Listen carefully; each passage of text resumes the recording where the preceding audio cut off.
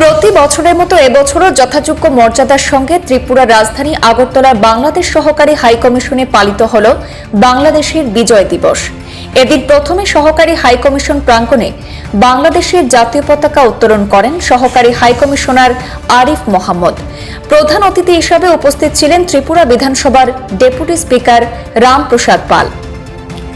এরপর বাংলাদেশের রাষ্ট্রপতি, প্রধানমন্ত্রী, পররাষ্ট্রমন্ত্রী, পররাষ্ট্র প্রতিমন্ত্রী প্রেরিত লিখিত ভাষণ পাঠ করা হয়। এর মহান মুক্তিযুদ্ধের সকল আত্মত্যাগকারী শহীদদের স্মরণে বিশেষ প্রার্থনা করা হয় এবং বিজয় দিবস উপলক্ষে নির্মিত প্রামাণ্যচিত্র প্রদর্শন করা হয়। জাতীয় স্মৃতিসৌধ এবং বাংলাদেশের জাতির পিতা বঙ্গবন্ধু শেখ মুজিবুর রহমানের প্রতিকৃতিতে পুষ্পস্তবক অর্পণ করা হয়। মুক্তিযুদ্ধের সকল আত্মত্যাগকারী শহীদদের স্মরণে 1 মিনিট নীরবতা পালন করেন উপস্থিত সকলে। বিজয় দিবস উপলক্ষে আলোচনা চক্রের আয়োজন করা হয়। অনুষ্ঠানে ত্রিপুরা বিধানসভার ডেপুটি স্পিকারের পাশাপাশি উপস্থিত ছিলেন বাংলাদেশ থেকে আগত বীর মুক্তিযোদ্ধা, সম্মাননাপ্রাপ্ত আওয়াল মিয়া, শাহজাহান ভুইয়া, হিমায়েত উদ্দিন কালাম, ত্রিপুরা বিধানসভার প্রাক্তন স্পিকার রেবতী মোহন দাস, ত্রিপুরা রাজ্য থেকে মুক্তিযুদ্ধে অংশগ্রহণকারী এবং মুক্তিযুদ্ধ সম্মাননাপ্রাপ্ত অধ্যাপক নিহিত দেব, মুক্তিযুদ্ধ সম্মাননাপ্রাপ্ত সাংবাদিক স্বপন ভট্টাচার্য প্রমুখ।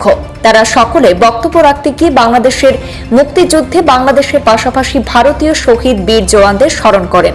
সবশেষে স্থানীয় শিল্পীদের উদ্যোগে মনোজ্ঞ সাংস্কৃতিক অনুষ্ঠানের আয়োজন করা হয়। আজকের দিনটি সত্যি একটা দেশের জন্য একটা আত্মমর্যাদা এবং আনন্দের দিন।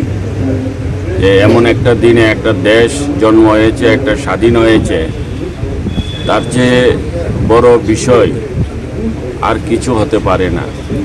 তো আজ 16ই ডিসেম্বর আমরা জানি, আমরা ত্রিপুরাবাসী সবাই জানি, এই দিনটি আমাদের কাছেও স্মরণীয় দিন, ত্রিপুরাবাসীর কাছে। কারণ বাংলাদেশ যখন স্বাধীনতার ডাক দিয়েছিল তখন আমরা ত্রিপুরাবাসীও একটা অঘোষিতভাবে আমরাও সেখানে আমরা ঝাঁপিয়েছিলাম বাংলাদেশ যেন স্বাধীন হয়।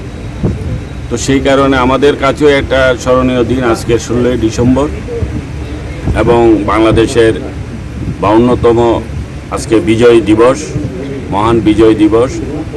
আমি আমাদের যে আগরতলার যে বাংলাদেশ হাই কমিশনার অফিস, এখানে আজকে বিজয় দিবস পালন হচ্ছে।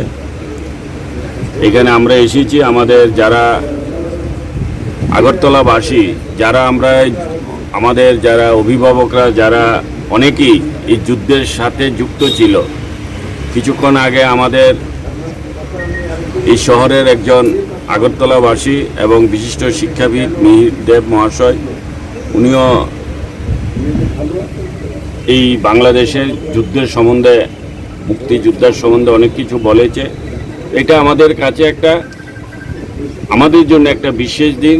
বিশেষ করে আমরা বাঙালি, আমরা বাঙালি জাতি হিসাবে একটা দেশ সম্পূর্ণ স্বাধীনতা পেয়েছে, এটা আমাদের কাছেও গর্বের বিষয়। এখানে এসেছি, আনন্দ পাচ্ছি। ধন্যবাদ।